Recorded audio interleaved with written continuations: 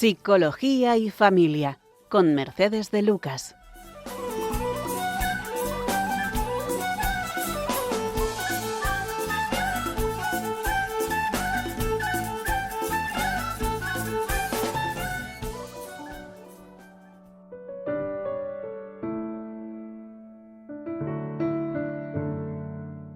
Muy buenas tardes a todos los amigos de Radio María, en este martes 4 de noviembre.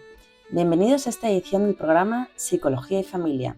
Con vosotros, Mercedes de Lucas, psicóloga general sanitaria, con más de 25 años que llevo ya escuchando y atendiendo a pacientes jóvenes y adultos. Y estoy encantada de estar con vosotros de nuevo en esta edición del programa. Atención, padres, madres y abuelos. Escuchen esta pregunta y responded con sinceridad. ¿Qué tan preparado está tu hijo o hija para el fracaso? Si tu primera reacción es intentar evitarles cualquier tropiezo, este programa es para ti. Porque os voy a hablar de una tendencia que preocupa a psicólogos y educadores, la hiperprotección. Descubriremos cómo el exceso de cuidado puede generar inseguridad, baja tolerancia a la frustración e incluso hijos tiranos. Y es que les atamos los zapatos, luego les hacemos las tareas, les llevamos y traemos para que no carguen peso o para que no se cansen, les solucionamos sus gestiones. El otro día leí una noticia que decía que en una universidad un profesor había puesto un cartel que ponía "No se permite la entrada a padres". Dice mucho de la sociedad, ¿verdad? Y es que aunque creamos que les estamos dando amor, en realidad les estamos quitando algo mucho más valioso, que es su autonomía. Somos la generación de padres que quiere hijos felices a toda costa, pero ¿estaremos creando adultos incapaces? O bueno, a lo mejor no incapaces, pero sí más limitados. ¿Qué pasa cuando nuestro escudo protector se convierte como en una cárcel de cristal?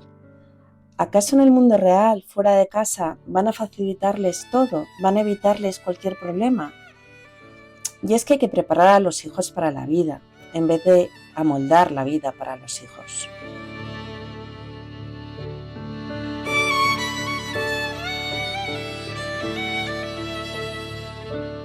Voy a empezar con un ejemplo que le escuché una vez a Alejandro Schumann, que es un autor que tiene un libro muy bueno que os aconsejo, que se llama No huyo, solo vuelo.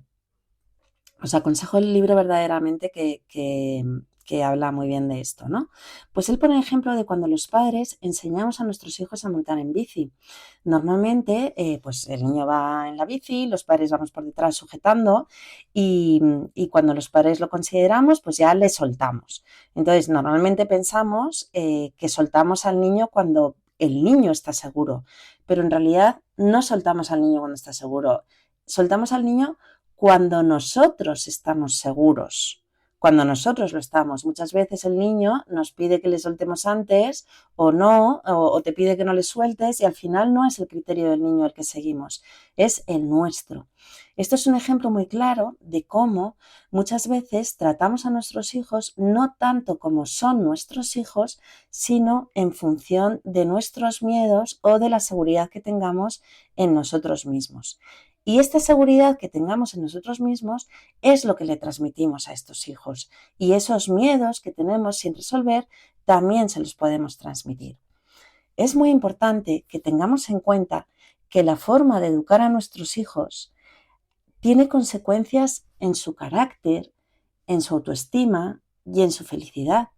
Si nosotros educamos a nuestros hijos como siempre diciéndoles que hay peligro, que todo es peligroso, que no pueden tener recursos, que tengan cuidado, vamos a hacer que el niño sea más nervioso, más inseguro. Sin embargo, si educamos al niño diciéndole, venga, ánimo, tú puedes, pero no en plan positivismo tóxico de si quieres puedes, no, sino confiando en sus capacidades, pues eso va a hacer que el niño tenga mejor autoestima, ¿no?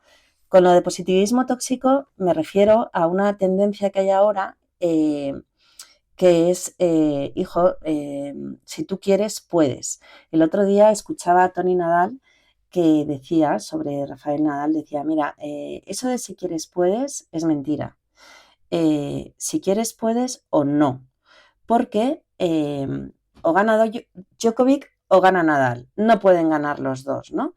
Y a veces es verdad que queremos meterlos a nuestros hijos una falsa autoestima de si quieres, tú puedes, bueno, a nuestros hijos y a nosotros mismos, ¿no? Si quieres, tú puedes, si no puedes es que no lo has intentado suficiente, y eso es generar una autoestima inflada, que es no tener autoestima, ¿no? Lo mejor que podemos hacer con nosotros mismos y también con nuestros hijos es ser conscientes de nuestras fortalezas, pero también de nuestras limitaciones. O sea, un niño que tiene un oído enfrente del otro, pues probablemente pues no vaya a ser un genio de la música. A lo mejor es un genio de los deportes, pero no va a ser un genio de la música, ¿no? Pero bueno, a esto voy, que esto es importante, ¿no? Cómo lo que le transmitimos a nuestros hijos influye en su autoestima, y en función de la autoestima que tengan, también influye en su felicidad.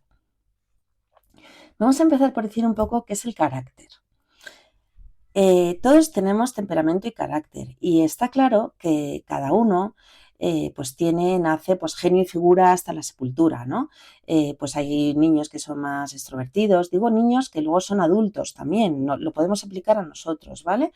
Que somos pues más extrovertidos o que más cabezotas o bueno, pues más bohemios, más despistados. Bueno, pues eso sería un poco, formaría parte del temperamento, ¿no? Que el temperamento se atempera, ¿no? Y es un poco con los genes, es con lo que nacemos. Solo se puede atemperar, pero no puedes cambiar gran cosa. Si eres introvertido, pues bueno, puedes ser un poco más extrovertido, pero no vas a hacer relaciones públicas, ¿no? Y luego está el carácter, y el carácter es la unión del temperamento con la educación que hemos recibido, ¿no? Por ejemplo, el cómo afrontar las dificultades, el cómo pues aunque te empeñes en una cosa, como ser un poquito más flexible y buscar diferentes soluciones. Eso hace el carácter, y eso influye muchísimo la educación, y nuestro carácter también va a influir en nuestra autoestima. Y autoestima, ya digo, que no es creérselo más, es que soy súper guay, yo puedo con todo, soy un crack, soy guapísimo, soy el mejor. No, eso no es autoestima. Eso es tener una imagen de ti mismo inflada. Y eso es lo peor que podemos hacer con nuestros hijos, incluso con nosotros mismos. Autoestima es conocer tus limitaciones y conocer tus capacidades. Y en función de eso, quererte como eres. Y en la medida en que te quieras, poder mejorarlo. Pero sin querer ser perfecto para poder quererte, ¿no? Decía San Agustín, conócete, acéptate, supérate. Para tener una buena autoestima hay que conocerse. Para tener una buena autoestima hay que quererse. Y en función de esa buena autoestima que tú tienes, puedes superarte. Muchas veces los padres no queremos conocer a nuestros hijos. No, queremos hacerlos a nuestra medida. Queremos que sean como nosotros queremos que sean, sin contar en que es que el niño es que es torpe, el pobre, si es que no sabe dar una patada a un balón. Bueno, pues a lo mejor lo suyo es la música, ¿no? O es que no es muy buen estudiante, no va a poder ser ingeniero. Bueno, pues a lo mejor va a ser un estupendo, yo qué sé, de marketing, ¿no?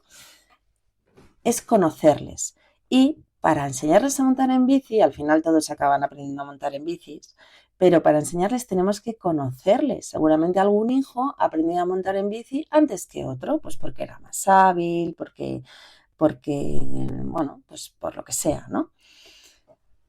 Por eso es importante que como padres nos planteemos, ¿cómo queremos que sean nuestros hijos?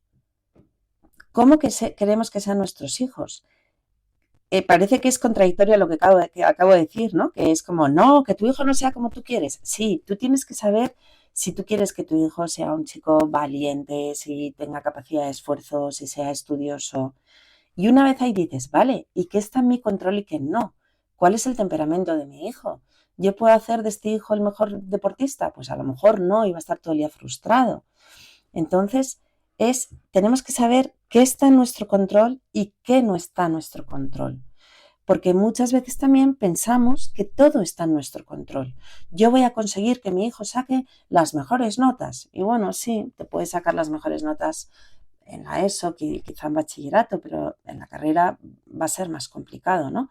O yo voy a conseguir que mi hijo sea médico y bueno, pues a lo mejor no es lo suyo, ¿no? ¿Qué está en nuestro control y qué no? Y en cierto modo, en eso consiste la autonomía del niño. La autonomía del niño consiste en saber tener recursos para afrontarse a los diferentes retos que le plantea la vida. Y él tiene que tener sus propios recursos. Y esa autonomía, que es que el niño es capaz de valerse por sí mismo, se construye en relación con los padres. Somos los padres los que le damos confianza para que se haga la cama, aunque la deje un poco mal, para que se ate los zapatos, aunque tengamos que esperar, para que entregue un trabajo, aunque sea un poco chapucero y seguramente con el PowerPoint se lo hagamos en 5 minutos mucho mejor, pero al final estamos ayudando al niño a desarrollar sus propios recursos.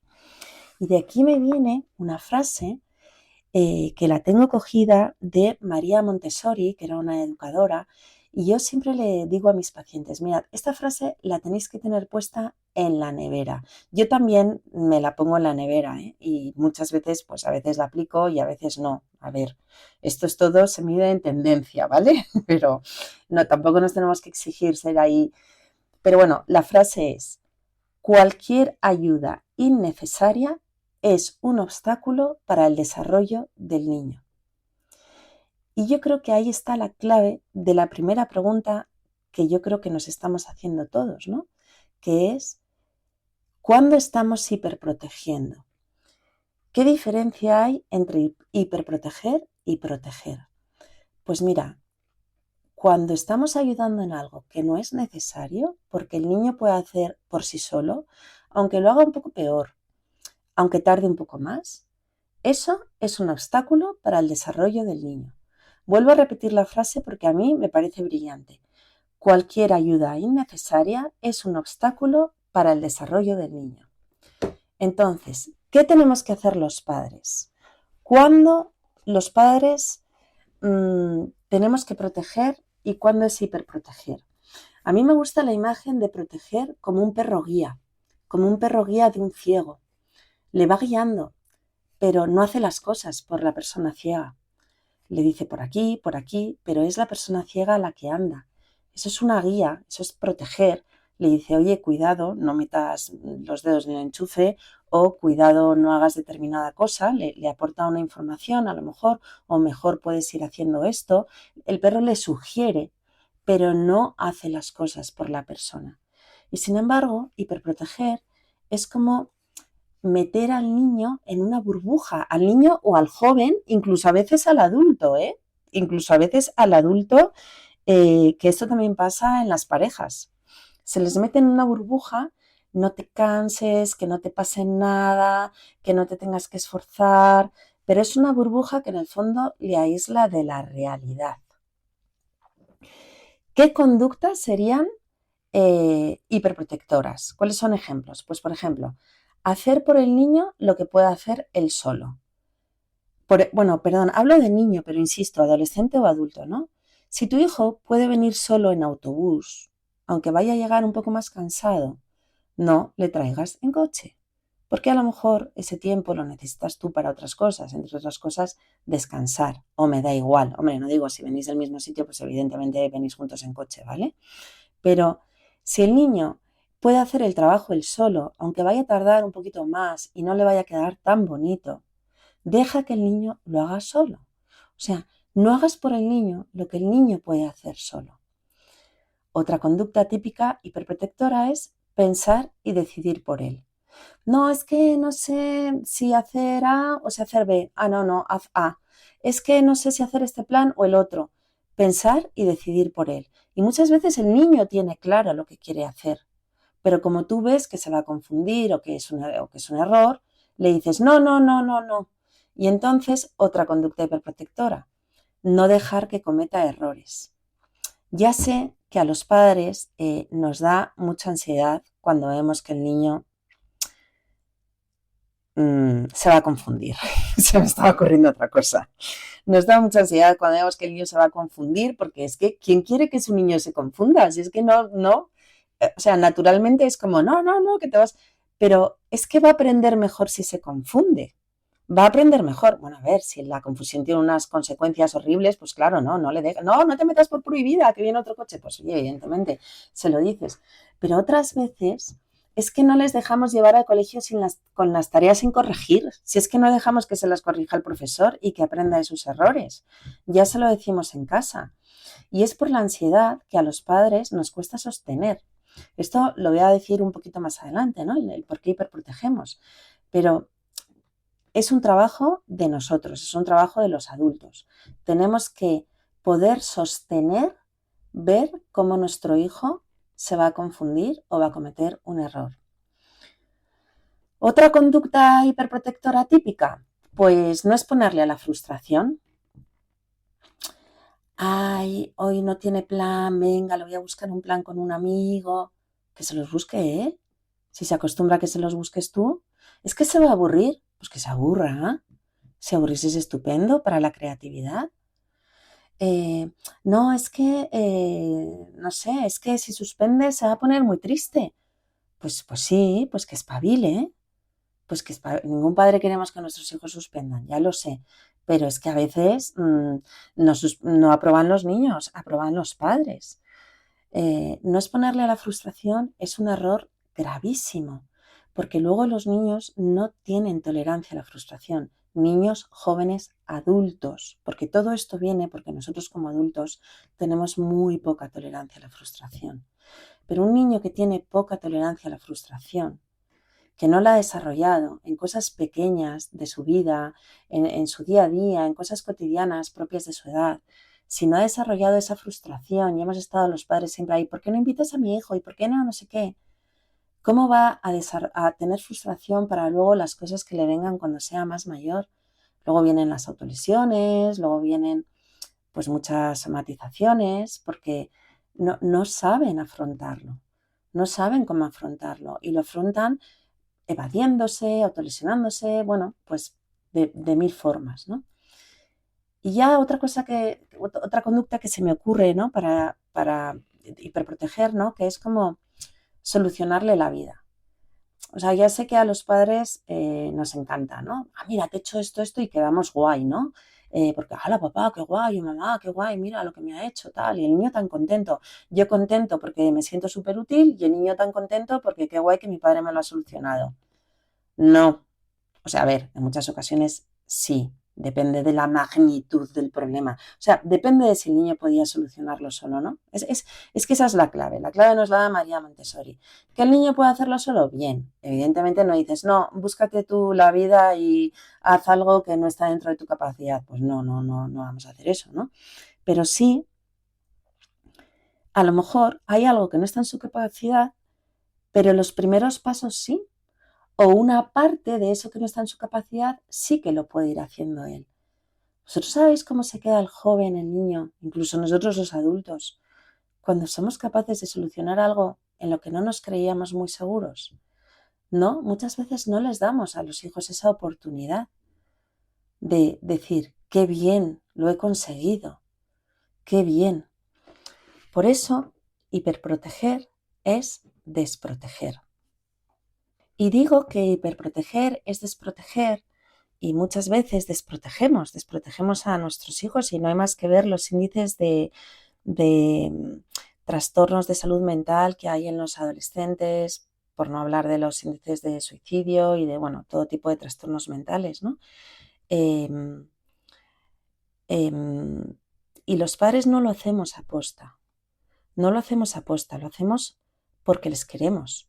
Lo que pasa es que es un amor muy mal entendido, porque además nosotros en el fondo le transmitimos al hijo, si te ayudamos porque te queremos, pero en realidad el hijo lo que recibe es, te ayudamos porque tú no eres capaz de hacerlo solo. Entonces, si ayudamos a nuestro hijo y el hijo percibe que es porque no es capaz de hacerlo solo, pues claro, eso hace que el niño luego tenga una baja autoestima, ¿no? Porque realmente no se valora, primero no se conoce porque no sabe de lo que es capaz y de lo que no. Cree que no es capaz y encima acaba dependiendo de los padres. Por eso muchas veces en familias muy hiperprotectoras o incluso también muy controladoras y exigentes, ¿no? Que a veces pensamos que hiperproteger es como que hagan lo que quieran, pero también hay familias muy, muy, muy exigentes que son hiperprotectoras. Generan círculos viciosos de dependencia, porque es como tú no puedes hacerlo solo, luego yo contigo, y el hijo dice, como yo no puedo hacerlo yo solo, necesito a mi padre. Y entonces se genera ahí un círculo de dependencia un poco patológica, la verdad, y que a veces cuesta mucho romper, ¿no? El padre no quiere dejar solo al niño porque no puede, el niño no quiere estar solo porque tampoco puede. Como nunca está solo, nunca desarrolla esas habilidades. Como nunca desarrolla esas habilidades, pues siempre va a necesitar a otra persona. Y es que el amor no es suficiente. Pensamos que el amor es suficiente, pero el amor no es suficiente. Porque, a ver, claro que el amor es suficiente y todo lo puede, a ver, aquí como... pero pensamos que lo hacemos por amor, pero en realidad lo estamos haciendo por nuestros propios miedos, por miedo a que le pase algo. Pero no por miedo a que le pase algo que es que se vaya a matar, evidentemente no, sino por miedo a que sufra. Pero es que para aprender a vivir hay que aprender a sufrir. Hay que aprender a sufrir. Yo no digo que les infringamos un sufrimiento extra a nuestros hijos, pero si les evitamos todos los sufrimientos, no aprenden a vivir. Y por eso está pasando lo que está pasando en muchas áreas de la sociedad y por eso están las unidades infantojuveniles llenas de pacientes, ¿no? ¿Y por qué esto? Pues mira, por muchas cosas. Primero, porque no queremos que nuestros hijos, muchas veces decimos, es que no quiero que mi hijo pase por lo que yo he pasado. Y no se trata de eso. No se trata de que tu hijo no pase por lo que tú has pasado. Que bueno, que si es algo horrible, pues mejor que no lo pase, ¿no? Pero yo creo que no es el marco de referencia. El marco de referencia debe ser, yo quiero que si mi hijo tiene que pasar por cosas que yo no voy a poder evitar y que él no va a poder evitar, tenga los recursos necesarios. ¿Y cómo podemos hacer que tenga los recursos necesarios? Exponiéndole a pequeñas frustraciones, no evitándoselas. No evitándoselas. Hay otro factor también, que la generación de padres que estamos educando ahora, quizá un poquito más mayores, en general hemos tenido padres bastante autoritarios, ¿no? Entonces, no, yo no quiero ser como mi padre, no quiero ser tan controlador o, bueno, no sé, es otra problemática que puede haber que no digo que pase a todo el mundo, ¿no? Pero hemos pasado de tener miedo a nuestros padres a tener miedo a nuestros hijos por a ver si se va a enfadar, a ver si va a dejar de quererme. Mucha gente dice que vivimos en un heteropatriarcado o no sé qué dicen de tal. Yo digo que vivimos en un filiarcado. Me encuentro con muchas familias donde los que mandan son los hijos, son los que mandan. Alejandro Schumann, el autor de este libro, de No huyo, solo vuelo, decía que hemos perdido la D de padres, ¿no? Que hemos pasado de ser padres, quitamos la D, sería pares. Pero es que yo creo que muchas veces los que mandan son los niños, por ese amor malentendido, ¿no?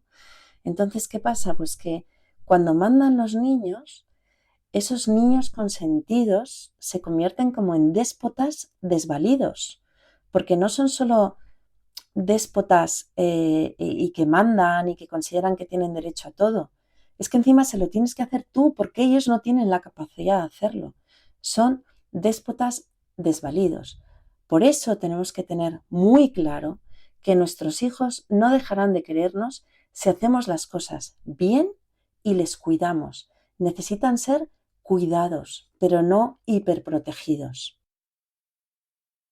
Otro tipo de padre que tenemos, que no da lugar a este hijo tirano, sino todo lo contrario, es un padre con padre me refiero a padre y madre, ¿vale? Son unos padres muy controladores, suelen tener un perfil un poquito narcisista, ¿no? Que exige muchísimo a sus hijos y que quieren que sus hijos sean lo mejor, porque en el fondo sus hijos son como la prolongación de la imagen de sí mismos, ¿no? Entonces, no es tanto conocer a sus hijos y querer a sus hijos como son, sino querer a sus hijos cuando sus hijos sean como ellos quieren que sean, ¿no? Entonces tienen un hijo ideal en la cabeza, pero ese hijo ideal no existe. En realidad, tu hijo real está esperando que lo aceptes. Yo he visto muchos jóvenes que no se sienten aceptados por sus padres, que sus padres les exigen, les controlan, poco menos que les dicen qué tema tienen que estudiar cada día, qué es lo que tienen que hacer, cómo tienen que ir peinados, cómo tienen que ir vestidos. No se sienten queridos, no se sienten aceptados, creen que tienen que dar una imagen diferente para poder ser queridos. Eso no le aumenta, no les ayuda la autoestima. Son padres muy centrados en resultados, ¿no? Entonces hay que liberar a esos hijos de la presión de tener que ser perfectos. Hay hijos muy presionados, tienen que ir a muchas extraescolares o tienen que sacar muy buenas notas o hacer el doble grado o hacer la carrera de no sé qué porque su padre quiere, porque es lo que tiene, porque si quiere puede. Es una presión brutal y al final tenemos jóvenes con miedo a madurar por temor al fracaso o adolescentes con miedo a crecer por temor al fracaso, porque la vida adulta se les ve tan difícil, ya les han puesto una vida juvenil, digamos, tan difícil que solo pensar en la vida adulta es, madre mía, yo no quiero crecer, ¿no? Vamos a liberar a estos hijos de la presión de tener que ser perfectos, o sea, ni de niños hipermimados, tiranos, que son los que mandan en casa, ni niños que tienen que cumplir todo tipo de normas, que no pueden expresarse por sí mismo y que tienen que dar una serie de resultados para poder sentirse queridos.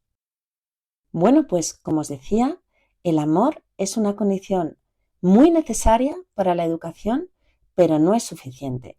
Aunque sí que es verdad que el amor es imprescindible para establecer un vínculo sano entre los padres y los hijos y a través del amor que perciben los hijos de sus padres aprenden a amarse a sí mismos.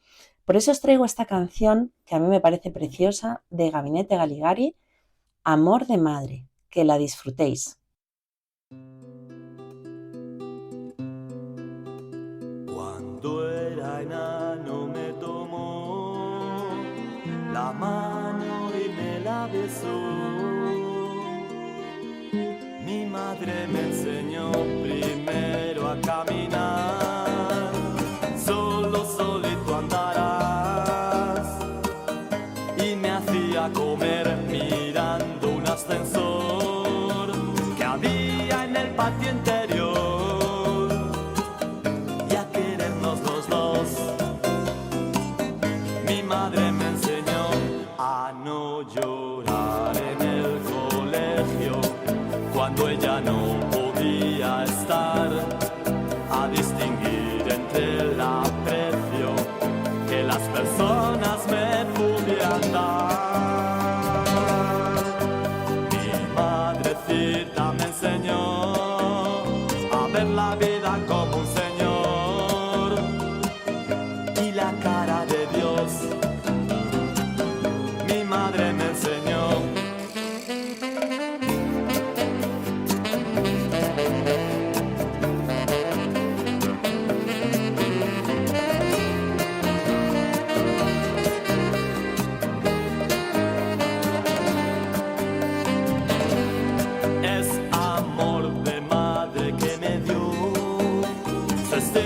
Su clase, su voz, me decía que no te enamores jamás de alguien que te pueda fallar, y llevaba razón. Mi madre me enseñó a resguardarme de la lluvia con un paraguas de verdad, a soportar todas las pullas que los malajes me quisieran dar. Cuando era enano me otorgó su amor de madre, su corazón. Mi madre me enseñó a cantar con emoción, a no temer la maldición, y la cara de Dios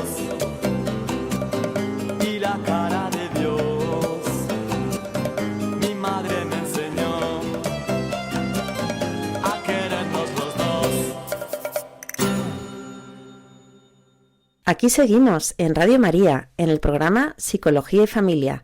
Al habla Mercedes de Lucas, psicóloga general sanitaria. Vamos a seguir hablando de los problemas que tiene la hiperprotección. Vamos a continuar con la pregunta que he hecho al inicio del programa. ¿Por qué somos hiperprotectores? Pues mirad, yo creo que en gran parte viene por nuestros miedos, por no saber gestionar nuestra ansiedad, por nuestros miedos no resueltos, por la dificultad para sostener la incomodidad, sostener el ver a tu hijo pasarlo mal. Eso se ve muy claramente cuando castigas a un hijo, ¿no? Cuando castigas a un hijo porque, yo qué sé, pues, sobre todo cuando son más pequeñitos, ¿no? Que te da una pena, pero si por pena le levantas el castigo, al final estás maleducándole porque se está haciendo un lío el niño y es porque tú no has sabido sostener tu pena. Entonces muchas veces los padres somos hiperprotectores porque nos dejamos llevar por nuestras emociones. Nos falta ahí un poquito de lóbulo frontal, ¿no? De meter un poco de racionalidad y de sostener esa ansiedad y ese malestar que nos genera pensar que el niño va a llevar un trabajo un poco chapucero o pensar que el niño va a venir cansado, el joven, que como digo, el cartel de la universidad de no recibimos a padres. Estamos hablando de gente mayor de edad, ¿no? A mí me sale decir niños, pero es que esto está pasando con jóvenes. Se habla de padres que van a las revisiones de exámenes en la universidad, que son señores casi hechos y derechos, ¿no? Entonces, es por una dificultad, ¿no? de sostener esa incomodidad y de nosotros mismos. Si nosotros mismos no somos capaces de sostener la incomodidad o de sostener cierto sufrimiento, ¿cómo vamos a poder transmitir a nuestros hijos esa capacidad de sostener esa incomodidad y ese sufrimiento, ¿no? Y transmitirles que ese sufrimiento es un sufrimiento transformador, es un sufrimiento que se transforma en crecimiento. Pero lo disfrazamos de amor. Lo disfrazamos de amor, bueno, pues a veces es amor genuino, ¿no? O sea, a veces vas a cuidar a tu hijo enfermo por amor, ¿no? Pero el amor es una condición necesaria, por supuesto. O sea, el amor es la condición más necesaria que hay, ¿no? El amor bien entendido. Pero muchas veces somos padres amorosamente blandos con miedo a que nuestros hijos sufran. Y insisto, si no enseñamos a sufrir, no podemos enseñar a vivir.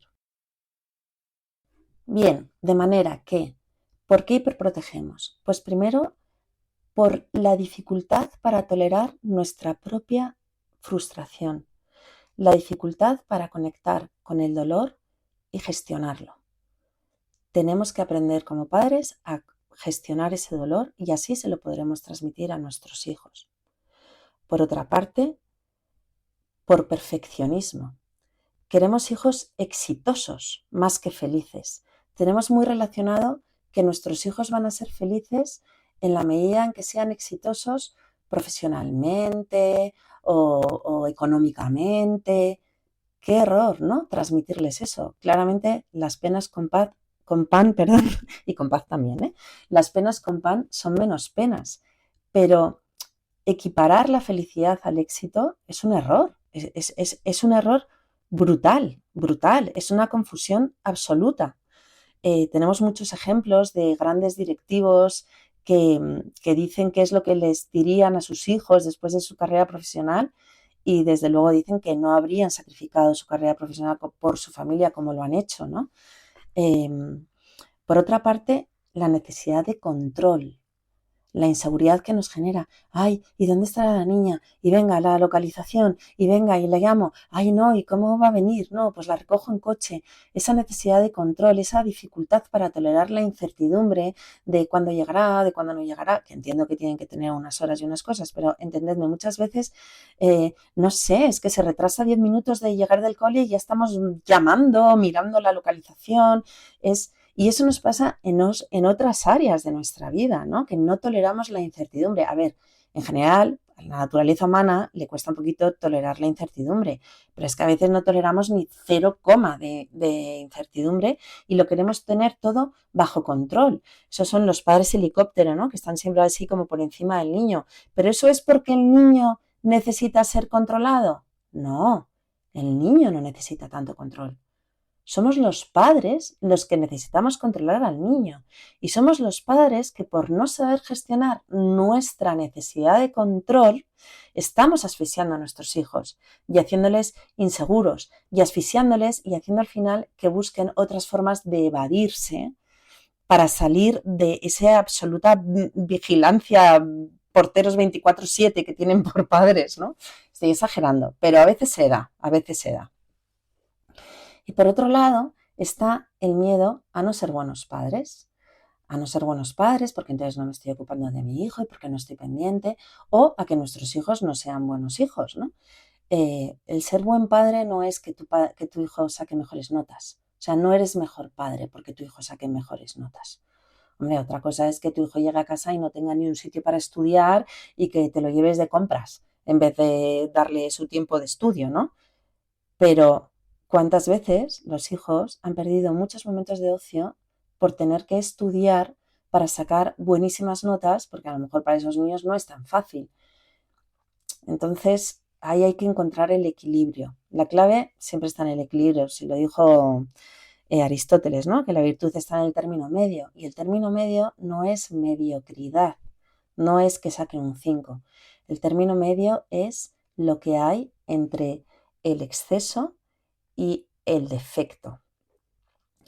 Y ahí ese término medio está muy relacionado con los límites de los que vamos a hablar ahora ya terminando.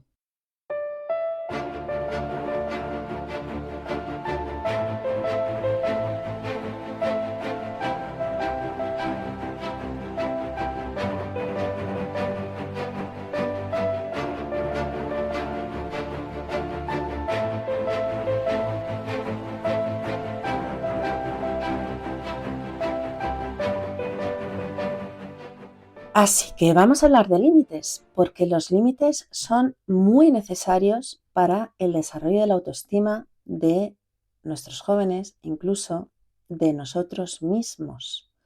De nosotros mismos, ponernos límites a nosotros mismos, poner límites a los demás.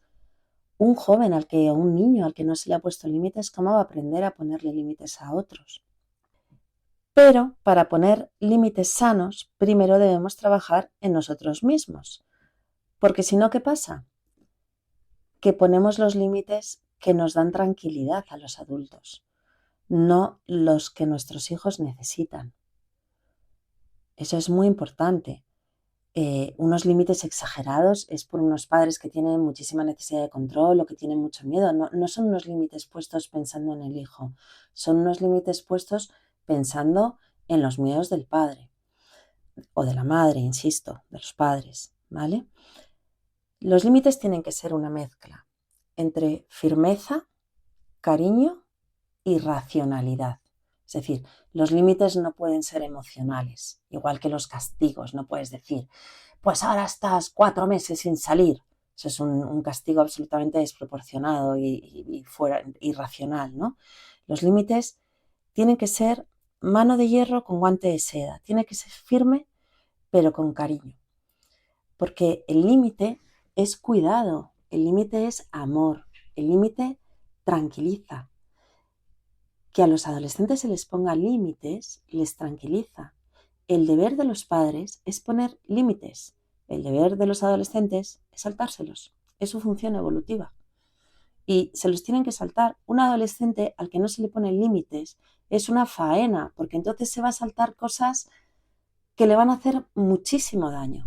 Pero claro, tampoco se trata de ponerle un límite exageradísimo fuera de su contexto social y fuera de sus capacidades, ¿no? O sea, tiene que ser un límite que le deje desarrollarse, pero que al mismo tiempo le proteja, ¿no? O sea, si a ti te ponen una barrera en la carretera para que no te caigas por la montaña, pero tiene sentido para circular por la carretera. Ahora, si te cortas la carretera, pues no puedes avanzar, ¿no?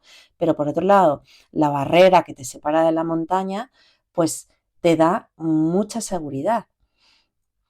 Por lo tanto, el tema de los límites es importantísimo. Pero ¿qué pasa? Que cuando ponemos límites a los hijos se enfadan y nos llaman pesados y somos los peores padres del mundo. Y no nos gusta oír eso porque nos genera ansiedad.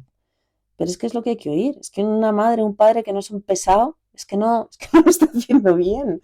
O sea, entonces, claro que sí, claro que cuesta escuchar la rabieta del niño, claro que cuesta escuchar sus protestas, pero es lo que necesitan, porque una forma de amar también es exponernos a situaciones que sabemos que no son agradables, pero que son buenas para ellas. Por lo tanto, los límites tienen que ser en función de las necesidades de los hijos, no en función de las necesidades de los adultos, que esos suelen ser los límites exageradísimos.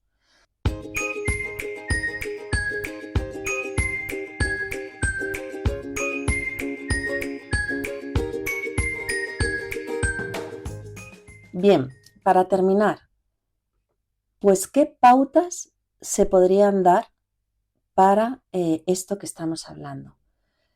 Yo me quedaría con 2 frases, bueno, me quedaría con varias frases, luego las digo, ¿no? Pero hay una que me gusta mucho, que es preparar a los hijos para la vida, no la vida para los hijos. Es imposible preparar la vida en toda su extensión para los hijos. Más nos vale preparar a los hijos, que los tenemos más cerca, preparar a los hijos para la vida. ¿Y cómo? Escuchándoles. Escucha sus necesidades, identifícalas, escúchales, pero escúchale con la mirada. Yo recuerdo una vez a Diana Jiménez, que ha estado invitada en Psicología y Familia alguna vez, decir que un niño le decía al padre, papá, escúchame, y el padre miraba al móvil, ¿no? Y entonces decía el padre, sí, te estoy escuchando, pero miraba al móvil, y el niño decía, pero papá, escúchame con los ojos, escúchame con los ojos.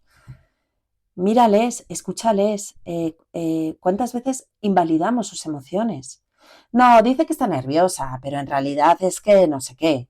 No, si dice que le da miedo, pero en realidad es que no sé cuántos. No, si dice que le da miedo, es que le da miedo. Si dice que está nervioso, es que está nervioso. Muchas veces queremos pensar otras cosas. Ayúdale a identificar sus emociones. Si tú invalidas sus emociones, o sea, si tú realmente crees que no tiene miedo, sino que es vago, pues ayúdale a identificar la pereza. Ayúdale a identificar qué es lo que realmente le está llevando a hacer cosas o qué es lo que le está haciendo sentir. Pero claro, para eso hay que estar con ellos, sentarse, escucharles. Mírales y escúchales. Enséñales a afrontar sus problemas.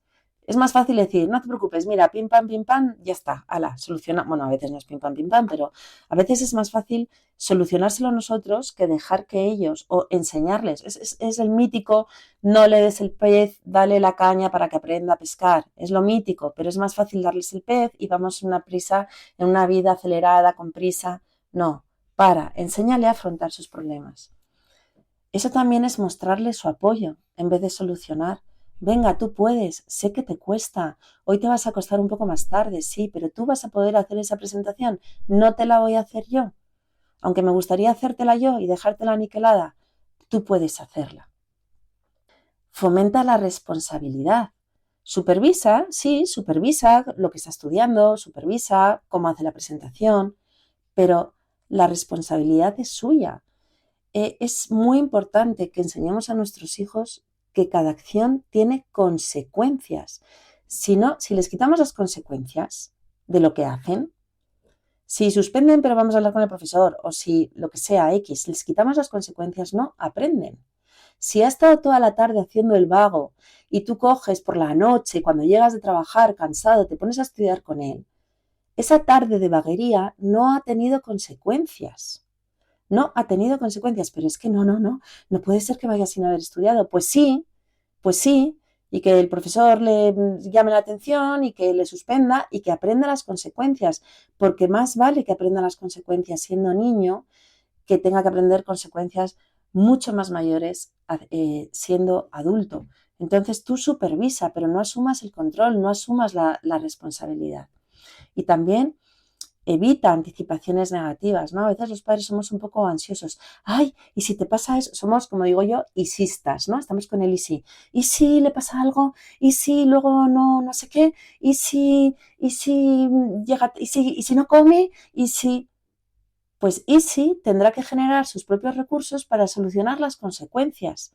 Pero si los padres ya estamos anticipándonos a los posibles problemas que puedan tener para solucionarlos, no les estamos prestando ninguna ayuda, sino todo lo contrario.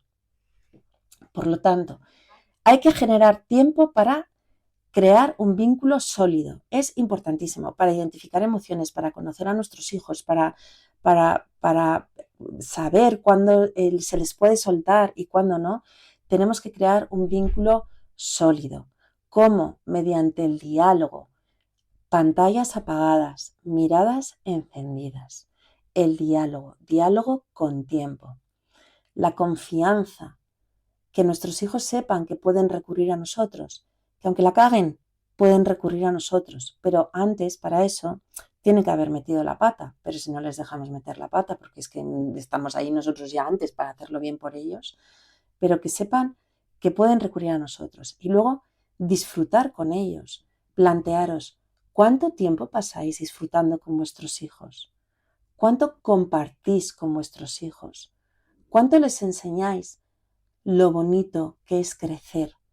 Muchas veces solo les transmitimos qué estrés, qué horror, qué duro es esto, cuánto tengo que trabajar, lo que me tengo que sacrificar por ti. Les transmitimos una vida adulta que cualquiera quiere crecer, ¿no? No, vamos a disfrutar con ellos, vamos a pasar tiempo compartido, vamos a disfrutar de la naturaleza, de las conversaciones, del tiempo pausado, ¿no?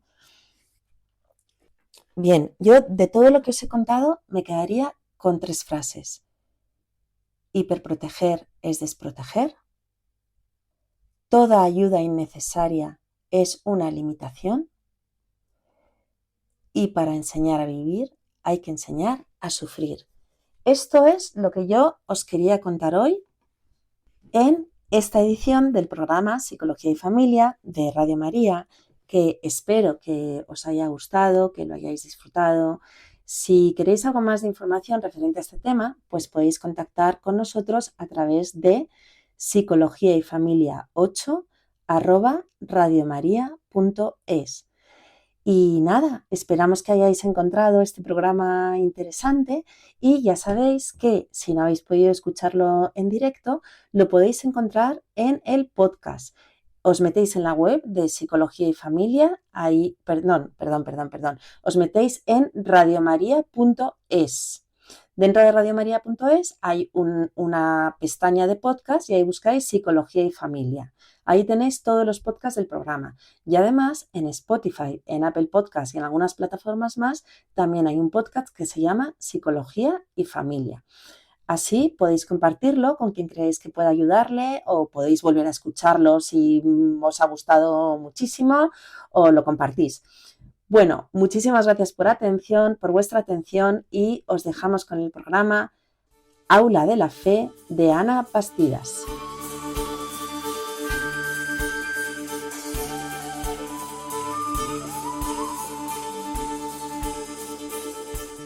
Psicología y Familia con Mercedes de Lucas.